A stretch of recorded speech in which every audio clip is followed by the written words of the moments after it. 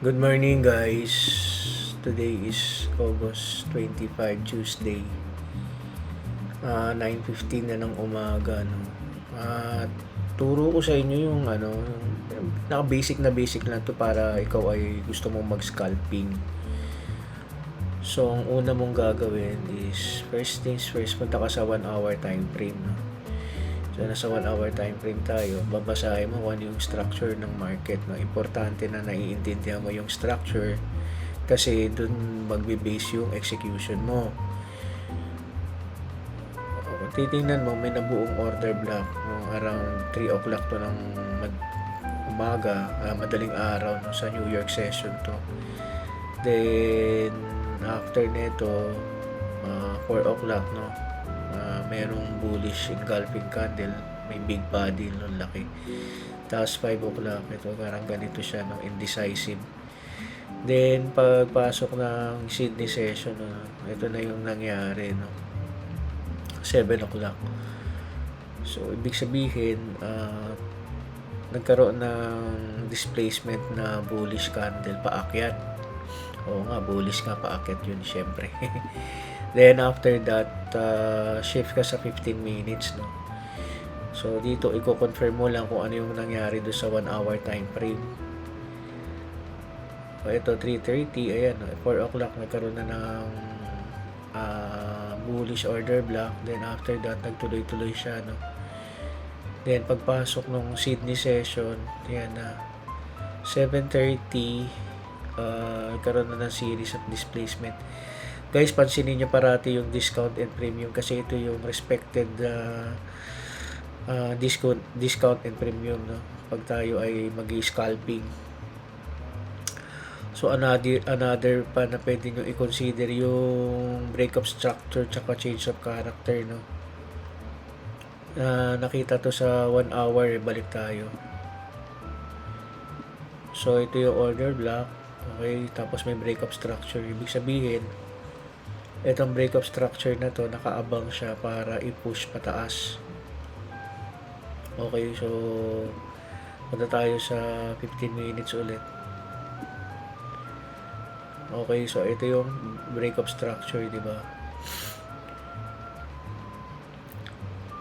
Kung nagising tayo kanina ng umaga, around pagpasok ng Sydney session, ito yung pwede natin ma-anticipate na trade, no? Pwede pa naman kasi nasa bandang equilibrium pa tayo. Hindi naman natin pwedeng tutukan, no? Madaling araw, yung buong New York session, kailangan din naman matulog. Then after that, punta sa 5 minutes. Kung mapapansin nyo, around 7 o'clock, no, ito yung inaantay natin, no, 7 o'clock nagkaroon ng panibagong bullish order block. So valid ito kasi sinusuportahan lang yung bullish order block sa higher time frame. Ngayon, dito ka possible mag-entry. Ito, possible na to na mag-entry ka rito. Ano pa to? 5:45. Okay, nang bukas siya. Ito, bukas, okay, 7 o'clock, nagkaroon ng Then, ang basa natin, di ba, ulitin ko, ang basa natin sa 1 hour, ano ba yung candle sa 1 hour? Dito tayo nag-umpisa eh. Okay, dito tayo mag-uumpisa sa candle na to, no?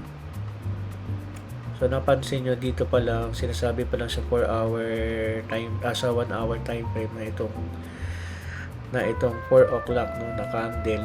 Ibig sabihin na nag-react na siya sa bullish order block, no. Ibig sabihin yung susunod na candle niyan is aakyat na siya, no. Okay, malaki ang chance na umakyat na siya kasi nag-react na siya sa bullish order block. Then, yun nga, lumipat tayo sa 15 minutes, no. Inulit ko lang, no, recap ko lang para di kayo, may nakalimutan kasi akong portion yun. Then, 15 minutes, no, ito na yung order block, bullish order block na inaantay natin. So, may confirmation na tayo sa 15 minutes, premium in discount kung nasaan. Then, 5 minutes, no, dito tayo kuhanap na ng confirmation, no. So, ito yung bagong nabuo ng 7:10. Na order block. Saan tayo mag-e-entry? Siyempre dito tayo mag-e-entry. Ngayon, mas maganda markahan nyo na lang muna yung bago kayo lumipat sa 1 minute time frame. Markahan nyo muna yung order block. Ayan. 5 minute OB. Then, sa 1 minute tayo magkakaroon ng precise execution.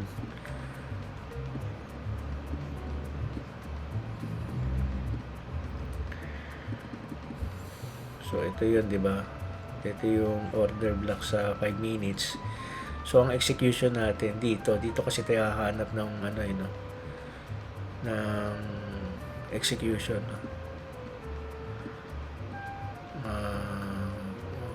Dito pala. Anong oras to? Ito, 7:28.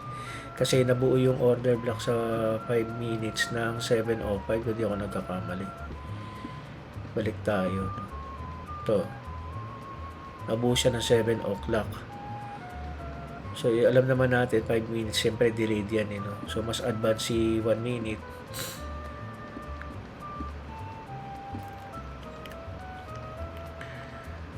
So, ito yun, di ba? Nabuo dito ng 7:28, no?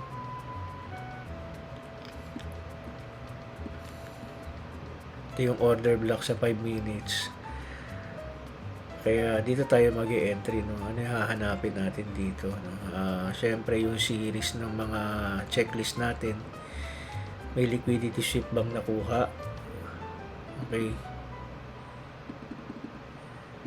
May liquidity sweep ba? Ayan, no? Tinamaan nito. Ito yung liquidity sweep.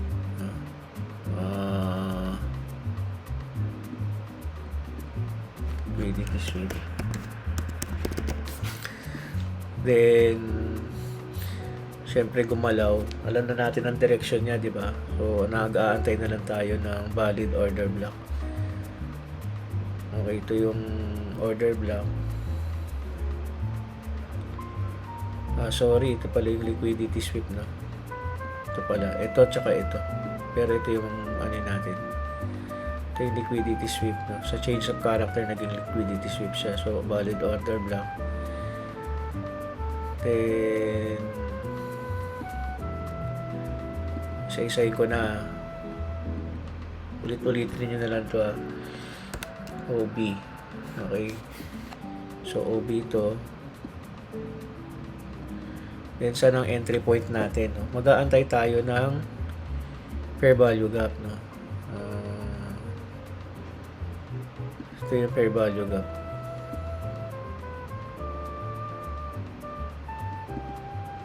Fair value gap. And after that, dito ang entry point natin, no? Sa ibabaw ng fair value gap. Importante na makuha na natin yung kailangan magkaroon ng fair value gap kasi yun yung sign na ipupush na pataas, no. Sabihin aggressive na yung mga buyer. So dito tayo mag-e-entry, no, sa long tayo. Then SL natin parati, guys, sa sa ilalim ng order block or depende sa inyo kung gusto niyo ng last swing low.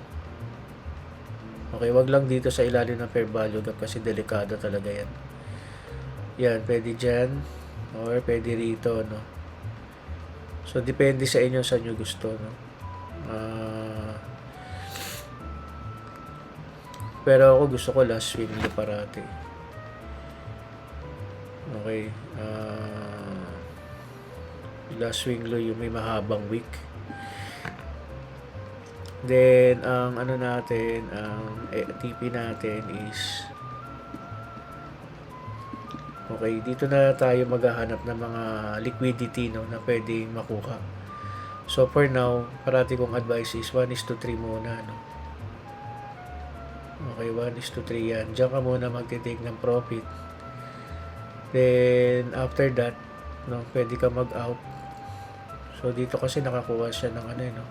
Ito, nakakuha siya ng liquidity, no, sa breakup structure. So, sa breakup structure, pwede ka nang dyan maglagay ng una mong TP, no. Ayan, no, ito yung breakup structure, di ba? So, mababa lang siya. Pero mataas ang probability na kukunin niya na yan sa taas. No? 1:3, depende sa inyo.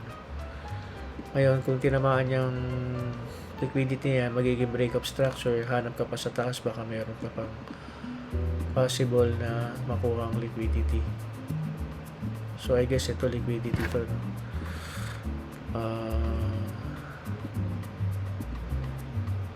Check ko lang kay taking profits kung liquidity talaga to.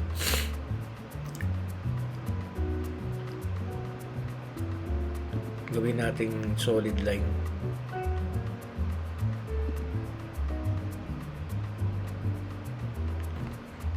Okay, so ito liquidity, no.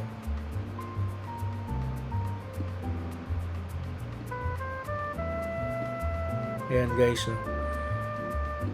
Ito yung liquidity, no. So pwede kayo dito una mag-set ng profit ninyo. At least may 1:0, no. Most likely. Then hanap tayo sa taas, baka meron tayo makuha ang liquidity. So advice ko is markahan nyo na yung liquidity nyo para hindi na kayo nagkakram pagdating ng mismong execution, no? Yung parang naka-ready na kayo.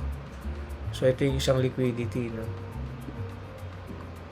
So ito yung una, then ito yung pinaka nakita natin, no? Na latest.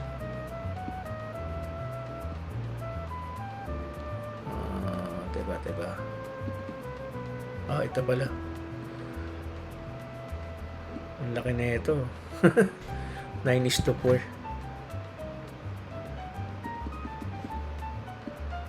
Nakita niyo yan? Kasi sobrang momentum na yung yung gold. Kasi dalawang order block na yung lumabas, 'di ba? So ibig sabihin, in the next few hours, lalo na pag nagbukas na yung Tokyo, gagalaw siya ng pataas, no? Kasi nga ang projection natin sa 1 hour nakita natin is bullish, no? So iraran lang natin yung trade, no? Nangyari dito nung nagkaroon pa siya ng nagkaroon ng retracement tapos umakyat ulit. Okay, so di tayo magpapakabog. Tayo ay will stick to the plan. Yun ang pinaka sikreto ng pagiging trader. Kung tama yung plan mo, hindi ka mag-out basta-basta, no? So replay natin. Tingnan natin, Okay, dito nag-take profit, di ba? So dito tayo yun ang pinaka-last natin dito, start. Dito sa na to.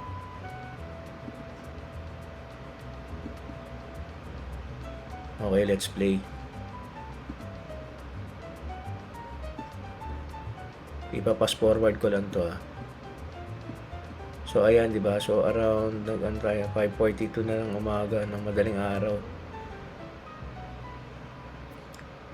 6 o'clock magbubukas si gold. So, mapapansin nyo magkakaroon ng rito, yan, pagbabago. 5:44 and 6 o'clock. Yun ang official time na nagbukas na siya, no?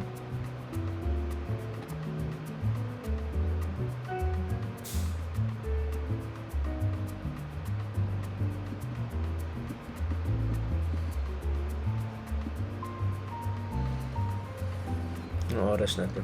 7 o'clock na pala to, no? Magsi-6. Ayan, no? Dito nagbukas, di ba? Nagbago si BWAP. Okay, so nag-aantay tayo ng opportunity dito. Alam natin meron ng bullish order block sa taas na inano naman ni 15-minute time frame. Parang binigyan niya tayo ng solid na information sa 15-minute time frame na may bullish order block doon. Then sa 5 minutes nakita na natin yun. Then sa 1 minute tayo mag-execute, no? So ito, nasa loob na tayo nito ng, I think, ito yung 5-minute order block, no? So mapapansin nyo, wala tayong makitang confirmation pa, no? Kung sa 5 minutes ka mag-aantay, medyo delayed na yung doon, yung entry mo. Kaya mas maganda, abangan mo na lang sa 1 minute time frame yung execution mo. Dito, ang hinahanap mo na lang is yung valid na order block, no? Tsaka makakuha siya ng liquidity sweep, no? Forward natin ng konti. Ayan, no? So, dito nag-form na siya, no?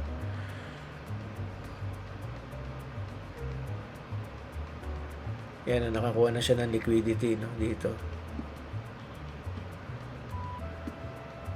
Ito yung nakuha niya liquidity na sweep niya na, di ba?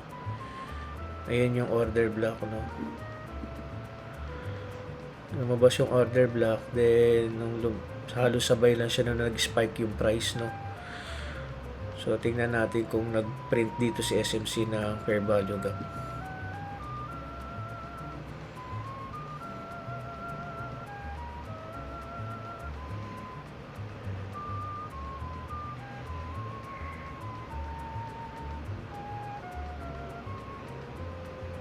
Okay. So, wala siyang ipinrint na fair value gap, no? Pero obviously, may fair value gap dito.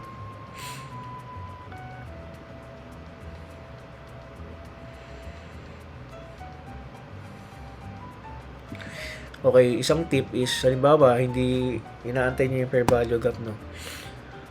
So, tingnan nyo muna yung series of candle niya, no? So, dito kasi parang nagbabad pa siya, no?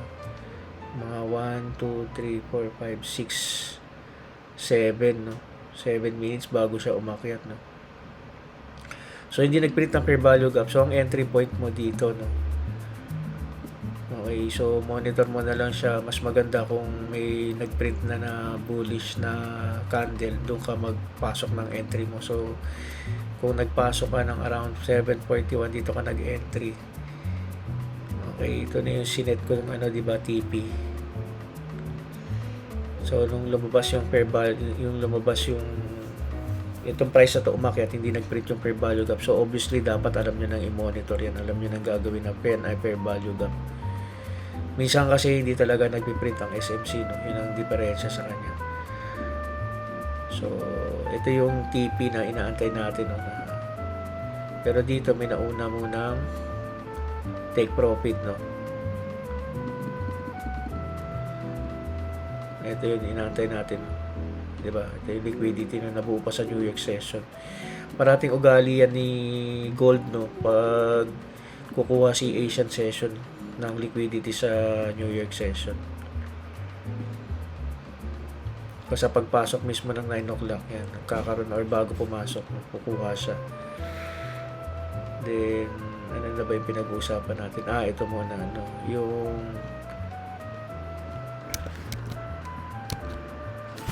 Yung unang TP na pwede nyong iset, no? Ito sa REQH, no? Which is 0 point. Wala pang 1:0, no? Pero yan na muna yung gusto nyong kunin na take profit, no? Ngayon, no? Then, re-entry na lang kayo pag nakakita kayo ng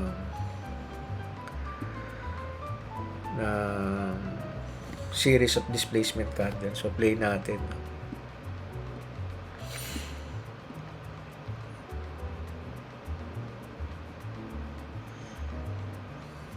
Wala.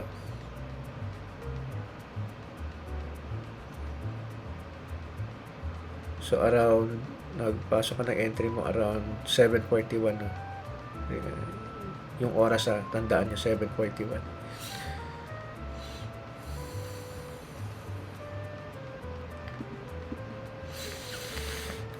Okay, so baba pa siya ng konti.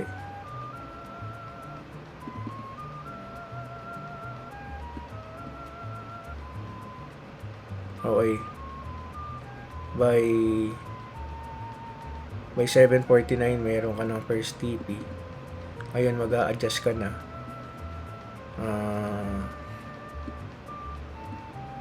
Remember na pag nakakuha ng liquidity yan, Mabilis ang reaction yan. It's either tumaas or bumaba.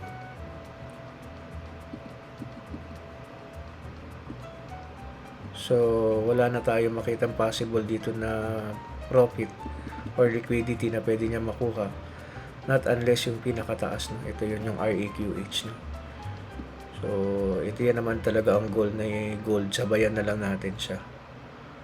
Makita nyo guys, ang laki niya, no? 9:4. Pero medyo magtatagal yung trade na yan kasi nga ang layo ng liquidity from first liquidity to the second liquidity, no? So medyo magtatagal yung trade na yan, no? Fast forward natin anong oras niya nakuha. Bumuo pa siya ng order block, no? So pwedeng isagad nyo na dun or pwedeng magantay kayo ng panibagong order block kasi may bubuo ng bagong order block yan. Dito kayo pwede ulit mag re-entry, no? Kung gano'n ang style niyo or kung gusto niyo hold nyo, sagad nyo na hanggang doon. So, depende nyo. May 2 options kayo. So, ayan, no? Forward natin. Anong oras niya nakuha? Bumagsak pa siya, di ba? So, alam nyo natin, no? Tandaan nyo na parating magtatap yan dito muna sa isang linya. Kung lumabas yan dito, no? At bumalik yan, magtatap lang yan doon sa bagong nabuong order block, no? Then eventually kukunin niya rin yung taas. So huwag kayong matakot, no, kasi babalikan niya tong order block na to. Huwag kayong mag-exit. Ako ganyan ang ginagawa ko pag bumagsak na, nag-exit na kaagad ako. So sayang. Okay, so tingnan natin what time. Ayun. So by 8:50, no, kung nag-entry ka ng 7:41, by 8:50, no, may profit ka na. So grabe to, no, grabe guys, no, 9:4. Grabe to, tindi to. So yun yung sinasabi kung sasabay ka lang sa institution. Basta precise lang yung mga gagawin mong execution, no. Sasabay ka sa mga SMC, sa smart money, then yun na. So tandaan natin, no, unang-una yung pagpapasok ang isang session, no. So yan, nagpe-prepare na sila kasi minsan ng execution nila, no. Parang may nakaano na sila na may mga sign na alam mo nang kukunin na nila yun, no. So pagpasok ng 8:40, 8:50, tingnan natin kung nahagip dito yung 9 o'clock. So profit ka na rito, no.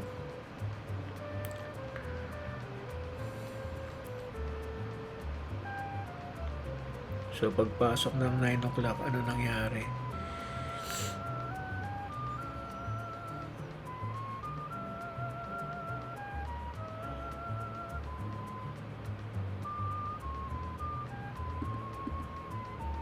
Ayun. Biglang sumipa pa, di ba? So dito siya gumawa ng Asian high. Okay, so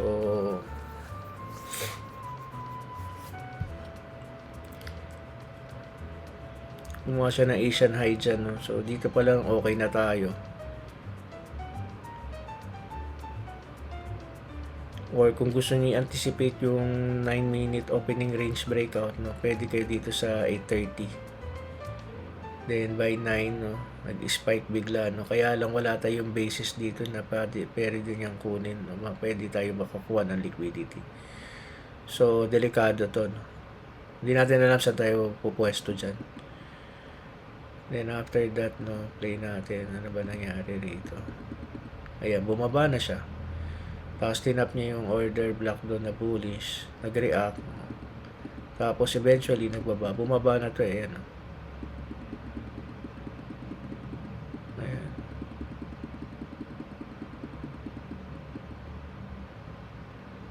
Na 9:47 na.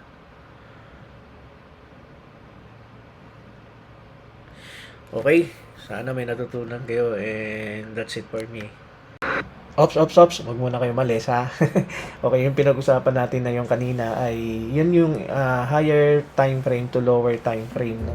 Ibig sabihin, nag-umpisa tayo sa higher time frame pag scalping sa pwede tayo mag 4 hours, then higher time frame yun, no? Then 1 hour, yun yung alignment natin. So, sundan nyo na lang tong, screenshot nyo na lang to. So, yun yung ginawa nating execution. Number 3, no, na pinaka-timing yung session, no? Always remember yung session, pagpapasok ang session, doon tayo nag-aantay na ng mga setup natin, no? Kung may pasok sa setup natin, let's do that. No, gawin natin, no, kasi nakita naman na natin makikita nyo sa higher time frame, especially sa 1 hour, since tayo ay mag-scalping, no. And also, kung gusto nyo pong papasok ko na to, medyo magko-commercial lang ako dito, Okay, so kung gusto niyo matutunan itong lahat ng ito, no, guys, meron po tayong tinatawag na mentorship program, no. Ituturo ko sa inyo lahat ito from basic to advanced hanggang sa intermediate, hanggang sa matutunan nyo na yung kaninang pinakita ko. So ito yon, no. Ito yung AIMS program, mentorship, no, your path to consistent profitability. So meron tayong tinatawag na free, then meron tayong, no, depende sa package ninyo, no, pero I would suggest, no, kunin nyo lahat, kasi kung kukunin nyo lang yung 5,000, medyo bitin ang maibibigay kong information sa inyo dyan. So parang mga basic na dyan naman yung package, so mababasa nyo naman. Then sa mentorship na AIMS plus A plus setup, so kunin nyo na din yan. Okay, so pwede rin naman, no, pwede ko kayong kumuha ng 5,000, tapos kung gusto nyo, mag YouTube na lang kayo. Okay, kung ayaw nyo ng medyo dito lang ang budget nyo, okay lang naman, no. So yung pero kung makukunan nyo lahat, no, pinaka the best yun, dahil lahat ituturo doon, no. Plus ang kagandahan nito kasing mentorship program namin, meron kami money back guarantee, no. So within 30 days, no, at hindi ka ibig sabihin ng 30 days, yung from the day na nag-start ka mag-trade, no, after the program, no, so walang nangyari, hindi ka nag-profit, no, babalik namin yung pera mo, no, walang bawas yan. Ibig sabihin, hindi kami sa pera mo, no. Ang gusto lang namin matuto ka, no. So kaya lang namin dinalagyan ng presyo, kasi para ma-value mo yung ituturo namin sa iyo, no. Kasi ugali na natin mga Pilipino, pag libre, parang hala lang, hindi binibigyan ng importansya. So kaya kami nagpabayad, no. Anyway, ito naman ay guarantee, no. Pag nakita namin na talagang sumunod ka naman, pero yung mali yung mga hindi talaga nag-profit sa'yo based doon sa ginawa naming system at program para sa'yo, hindi na namin ka masyadong pahihirapan. Babalik na namin yung nagastos mo, no? So total package nito, guys, is 35,000. So from 5 to 10 to 20, 35,000 lahat yan. Actually, this is good for 20 clients only, no. So tinatawag namin itong founder rates. So itong founder rates na to para lang sa mauunang mga client. Then right after that, no, magtataas na kami ng price. So grab nyo yung opportunity, and I'll see you in my next video. Bye bye.